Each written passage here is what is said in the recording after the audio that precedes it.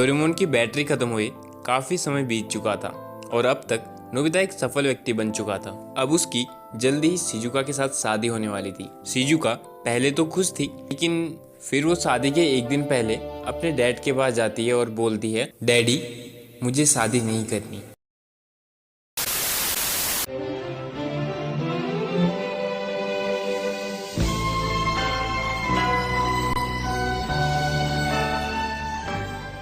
जब Doraemon Nobita की life से जा चुका था तो काफी समय तक नोबिता अकेले रह के मेहनत करता रहा, जिस वजह से वो टॉपर बन चुका था। लेकिन जैसे जैसे नोबिता की उम्र बढ़ी, उसको अपने दोस्तों की कीमत भी समझ आने लगी। एक तो उसने पहले ही अपने खास दोस्त डोरेमोन को खो दिया था और अब वो बाकी दोस्तों को नहीं खो सकता था। इसलिए अब वो पहले की तरह अपने दोस्तों के साथ मजे में रहता था। वो अपने पर्पस को और अपने दोस्तों को साथ साथ लेके चलता था। और जैसा अक्सर कुछ चीज़ें हमारे बिहेवियर में ही होती हैं, इस वजह से वो अक्सर लापरवाही भी करता रहता था। समय बीतते रहा और ऐसे ही अब समय आ चुका था नोबिता की शादी का। नोबिता की शादी प्रिंस मिलन नाम के होटल में होने वाली होती है। नोबिता की आंखें देरी से खुलती हैं और उसको लगता है कि वो शादी के लिए काफी लेट हो चुका है। इसलिए वो फटाफट शादी के कपड़े पहनता है और टैक्सी लेके सीधे होटल में पहुंचता है। नोबिता बहुत जल्दी में होता है क्योंकि होटल में उसकी शादी रुकी हुई होती है।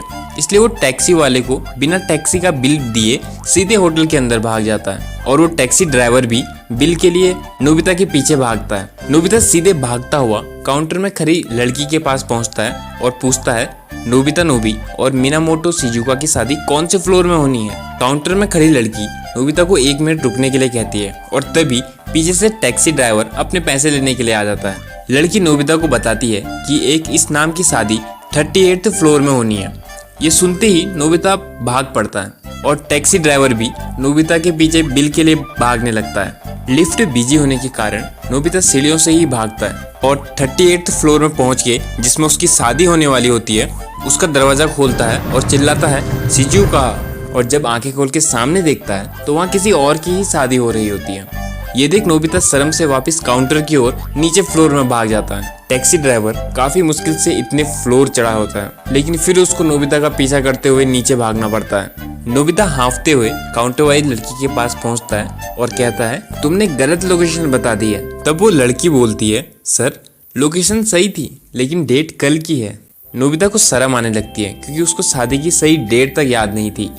तभी टैक्सी ड्राइवर भी थक हार कर नोबिता के पास पहुंच जाता है और अपने पैसे मांगने लगता है। उसी सेम होटल के एक रूम में शिजुका, उसकी मॉम और उसके डैड भी रुके हुए होते हैं। शिजुका शादी के आउटफिट्स पहन के तैयार होके अपने मॉम और डैड को दिखा रही होती है क्योंकि अगले दिन उसकी नोबिता के साथ शादी होने वाली होती है। शिजुका के डैड कहीं ना कहीं थोड़े उदास थे कि क्या नोबिता उनकी बेटी का ख्याल रख पाएगा या नहीं।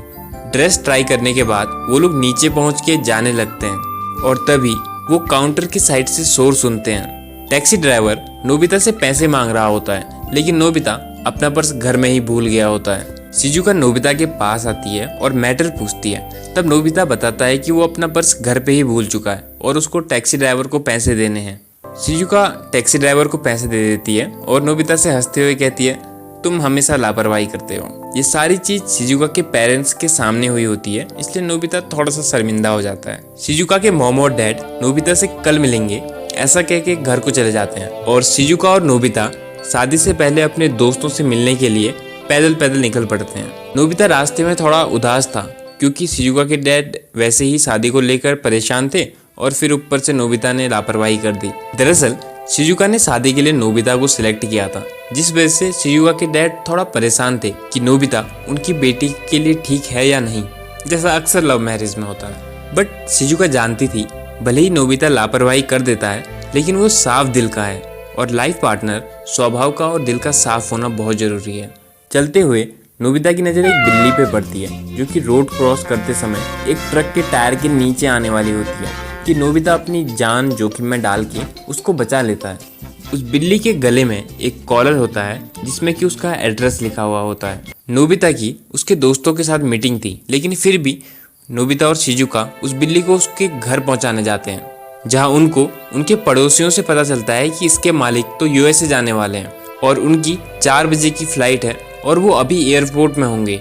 ये सुनकर नोबिता और शिजुका डिसाइड करते हैं कि कैसे भी करके वो इस बिल्ली को उसके मालिक तक पहुंचाएंगे। इसलिए वो दौड़ते हुए एयरपोर्ट को निकल जाते हैं और तभी रास्ते में अपनी खूबसूरत कार में बैठा हुआ सुनियो और उसके साथ जियान मिल जाते हैं। नोबिता शिजुका को उठा के कार में बैठा देता है और सुनियो को बताता है कि हमें 4 बजे से पहले पहले एयरपोर्ट पहुंचना है। ये सुनकर जियान और सुनियो एक्साइटेड हो जाते हैं और वो लोग फुल स्पीड में कार चलाने लगते हैं। रास्ते में जियान नोबिता से उसके वेडिंग आउटफिट्स के बारे में पूछता है कि तुमने आज ये क्यों पहनी है, क्योंकि शादी तो कल है तुम्हारी। तो नोबिता शर्माने लगता है और सुनियो कहता है कल तक तो इस आउटफिट्स में काफी सारे चेंज हो जाएंगे। और जियान नोबिता को चिढ़ाते हुए कहता है नोबिता को शादी की ज्यादा ही जल्दी है और वे सब हंसने लगते हैं। सुनियो फुल स्पीड में कार भगाने लगता है और वो लोग एयरपोर्ट के बहुत क्लोज ही होते हैं कि कार की बैटरी खत्म हो जाती है। पहले तो वो धक्का लगाते हैं, लेकिन फिर जियान सुनियो नोबिता और शिजुका से पैदल जाने के लिए कहते हैं क्योंकि ज़्यादा समय नहीं बचा होता है। लेकिन जब तक नोबिता और शिजुका वहाँ पहुँचते हैं तब तक 4 बज गए होते हैं और उनके सामने से फ्लाइट जा चुकी होती है और नोबिता और शिजुका दुखी और इमोशनल हो जाते हैं। तभी कैट बगल वाले साइड में चले जाती है जहाँ उसके मालिक थे। दरअसल उनकी फ्लाइट 5 बजे की थी और वो कैट को देख के बहुत ज़्यादा खुश हो जाते हैं। वो कैट एक छोटी बच्ची की थी और वो बच्ची खुशी से अपनी कैट को अपने डैड को दिखाती है। ये देख के शिजुका को भी अपना बचपन याद आ जाता है। शिजुका अपने डैड के बहुत क्लोज थी, जैसा कि अक्सर बाप बेटी का रिश्ता होता है। लेकिन शिजुका को कल अपने पिता से अलग होना था, इसलिए वो दुखी थी और इसके साथ ही वो इस बात से भी दुखी थी कि उसके डैड परेशान थे, क्योंकि कहीं ना कहीं उसके डैड बहुत चिंता में थे कि क्या नोबिता उनकी बेटी का ध्यान रख पाएगा और क्या शिजुका ने नोबिता को चूज करके ठीक किया। फिर नोबिता और शिजुका एयरपोर्ट से चले जाते हैं जहां बाहर जियान और सुनियो उनका वेट कर रहे होते हैं। वो शिजुका को घर छोड़ के नोबिता को अपने साथ पार्टी करने के लिए जियान के घर ले जाते हैं जहां डेकिसुगी भी आने वाला होता है। रात को पार्टी के समय जियान, सुनियो, नोबिता, डेकिसुगी सब साथ बैठ के एंजॉय करते हुए बातें करते हैं, जिसमें डेकिसुगी कहता है कि शिजुका तो हम सबके आइडल थी और फाइनली नोबिता की उससे शादी हो रही है। जियान नोबिता से कहता है कि नोबिता तुम शिजुका का ध्यान रखना वरना मैं तुमको पीटूंगा। वे सब दोस्त एंजॉय करते हैं और जियान तो गाना भी गाने लगता है। वे सब खुश थे क्योंकि उनके दोस्त की शादी होने वाली थी। वहीं दूसरे साइड शिजुका की फैमिली ने डिनर कर लिया होता है और शिजुका प्लेट उठाने में और प्लेट धोने में अपनी मॉम की हेल्प कर रही थी। लेकिन उनके घर में एक अलग सा सन्नाटा था, शायद इसलिए क्योंकि आज शिजुका का इस घर में लास्ट दिन था। शिजुका बहुत खोई हुई थी। वो बहुत ज्यादा उदास नहीं थी लेकिन बहुत ज्यादा खुश भी नहीं थी। शिजुका की मॉम कहती है ये सारे काम मैं खुद कर लूंगी, तुमको कल जल्दी उठना है। शिजुका इमोशनल होके अपनी मॉम को थैंक यू और गुड नाइट कह के जाने लगती है। तभी शिजुका की मॉम अपने गले से अपना फेवरेट नेकलेस उतार के शिजुका को पहना देती है। वो भी दुखी थी क्योंकि उनकी बेटी उनके साथ आज लास्ट दिन थी। वो शिजुका से कहती है कि अपने डैड को गुड नाइट कह के रेस्ट करो। शिजुका अपने डैड के पास जाती है और गुड नाइट कहती है और उसके डैड भी गुड नाइट कहते हैं। लेकिन शिजुका कुछ टाइम चुप हो जाती है क्योंकि उसको अपने डैड से कुछ कहना था, कुछ बात करनी थी, कुछ आखिरी समय बिताना था, लेकिन वो कह नहीं पाती और वापस चले जाती है। वो जैसे ही अपने डैड के रूम का डोर बंद करती है वो खुद को रोक नहीं पाती और इमोशनल हो जाती है और वो अपने डैड के पास रोते हुए जाती है और कहती है डैडी मुझे शादी नहीं करनी, आप मेरे बिना अकेले हो जाओगे, मैं आपको छोड़ नहीं सकती और ना ही मैं आपको छोड़ के जा सकती हूँ। मैंने अपनी पूरी लाइफ एक बिगड़ैल बच्ची की तरह व्यवहार किया और मैं पूरी तरह आप पे डिपेंड थी। मैंने आपके लिए और मॉम के लिए कभी कुछ नहीं किया, ये सही नहीं है। शिजुका के डैड बोलते हैं शिजुका तुम हमारे लिए बहुत से तोहफे लेके आई हो। सबसे पहला तोहफा जब तुम पैदा हुई थी, तुम्हारा रोना बहुत खूबसूरत और मासूम था। जब मैं हॉस्पिटल से निकला था तब आकाश में तारे ही तारे थे, लेकिन तुम्हारे रूप में मुझे मेरा खजाना मिल गया था। उस दिन मैं अपने आंसू नहीं रोक पाया था और उसके बाद से आज तक तुम्हारी वजह से मेरा जीवन खुशी से कट रहा है और ये जीवन का सबसे अच्छा गिफ्ट है। तुम्हारी शादी के बाद भले ही मैं अकेला हो जाऊंगा लेकिन तुम्हारी याद हमेशा मेरे साथ रहेगी। माँ बाप के लिए उनके बच्चों से ज़्यादा कीमती कुछ नहीं होता। पहले मैं चिंता में था लेकिन अब मैं खुश हूँ कि तुमने नोबिता को चुना है, तुम्हें हमेशा खुश रखेगा। वहाँ नोबिता पार्टी पूरी करके घर को निकल जाता है। घर को जाते समय जियान नोबिता को थैंक यू कहता है उसका बचपन इतना खूबसूरत और यादगार बनाने के लिए। नोबिता मुस्कुराता है और घर को निकल पड़ता है। रात काफ़ी हो चुकी थी जिस वजह से आसमान में तारे बहुत ही ज़्यादा खूबसूरत दिखाई पड़ रहे थे और नोबिता उनको देख के खुश हो रहा होता है और डोरेमोन को भी याद कर रहा होता है, क्योंकि अब डोरेमोन उसके पास नहीं था।